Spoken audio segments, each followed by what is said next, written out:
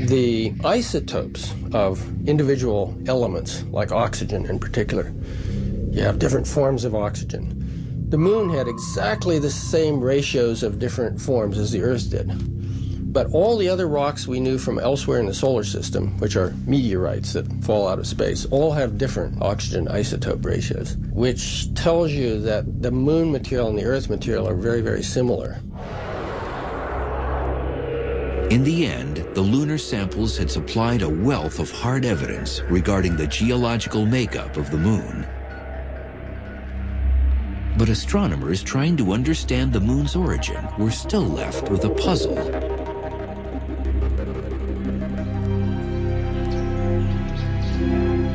For William Hartmann of the Planetary Science Institute in Tucson, Arizona, the information gleaned from the moon rocks supported some ideas he'd been working on for nearly a decade.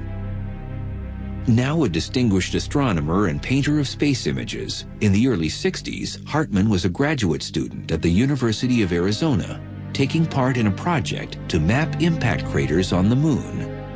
From the enormous basins, or seas, to the smallest visible dimples. We realized during this mapping in the 60s that the big basins are actually impact features. Very large asteroids hit the moon and made these huge explosions. Some of those are 600 miles across.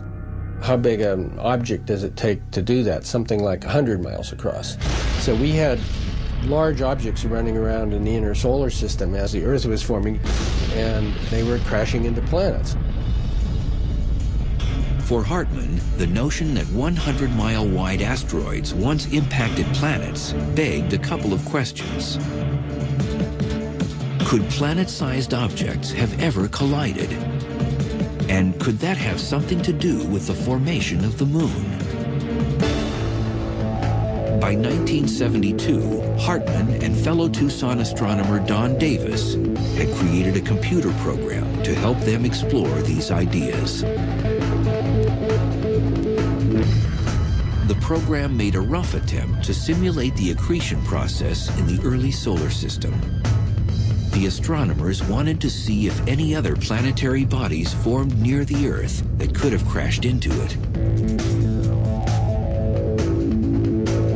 The idea was, if there was some other body there and it finally crashes into the Earth and blows off all this crustal material from the Earth, as well as from the impactor itself, maybe the moon could form out of that. Sure enough, the simulation showed that a second planet could have formed in the Earth's accretion zone, one about the size of Mars.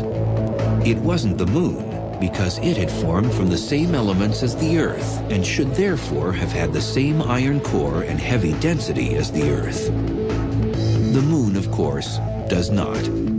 That was evidence enough for Hartmann to formulate a new fourth hypothesis. It came to be called the giant impact theory.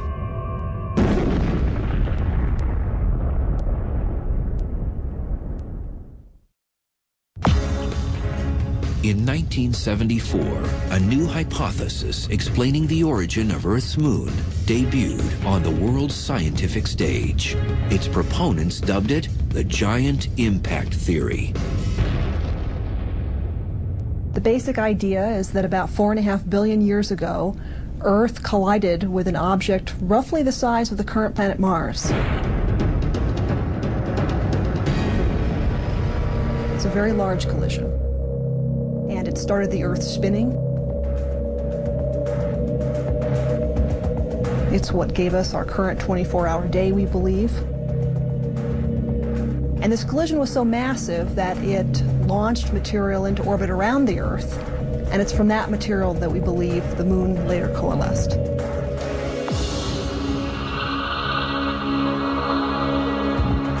Dr. Robin Canup and others at the Southwest Research Institute in Boulder have constructed a computer model to study the details of the giant impact scenario. It divides up the Earth and this colliding rogue protoplanet into many different particles, and then the evolution of each particle is tracked through the course of the impact. the simulation depicts the impact from a bird's eye view from the top down. The Earth was probably partly molten even before this impact.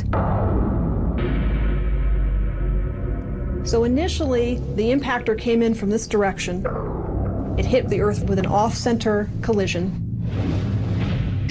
And you can see the impactor has been stretched out into this long arm of material right here. Scientists believe the upper layers of the Earth became completely molten following the impact. The collision starts the Earth rotating. And you can also see that the collision has substantially distorted the shape of the Earth itself. After a couple hours, we see that this arm of impactor material has coalesced gravitationally into two large clumps. The inner clump of the impactor material is actually composed overwhelmingly of the impactor's core, so that when this inner clump recollides with the Earth, which happens right there, the vast majority of the iron that came in with the impactor is actually accumulated by the Earth.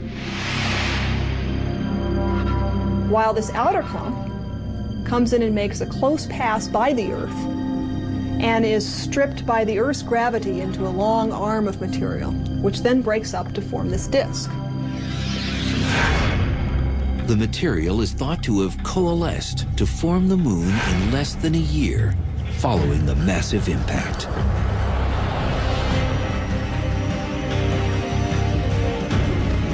There is no sign of this impact on the Earth today, because at the time, our planet had only developed to about 90% of its current size. The remaining 10% would accumulate from later, much smaller impacts.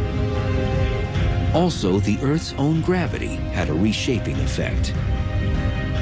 Within a day after the impact, the Earth had reassumed a basically spherical shape, and any depression that the impact caused would have been smoothed over. Giant impact theory originator Bill Hartmann presented his hypothesis at a scientific conference in 1974. But it received little attention for nearly a decade. Interest in the moon dropped off sharply at the end of the Apollo missions. Beautiful, very smooth, very quiet ride. Finally, at a lunar conference in Hawaii in 1984, 12 years after the last moonshot, the world's foremost astronomers reached a consensus. The giant impact theory was the most acceptable explanation to date for the origin of the moon. I think there's still some people who say, okay, it's not really proven yet, but it's what I would call the default theory. If you look at any textbook of planetary science or geology, it's just the theory that's accepted. And there are certain small discrepancies which have yet to be explained, but by and large, it works.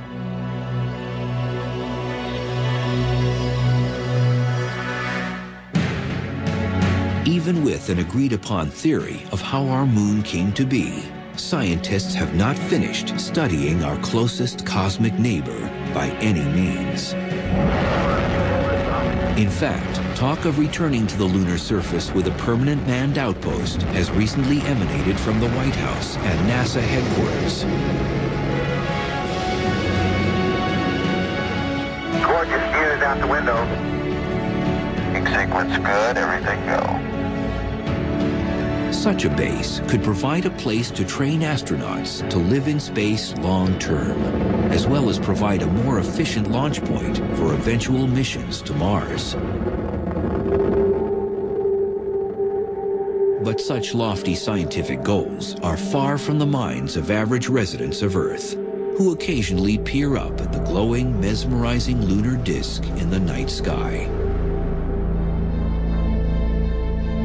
For us, talk of lava oceans, regolith-forming micrometeorites, and giant impacts will never diminish the fascination and romance of our mysterious neighbor world, the moon.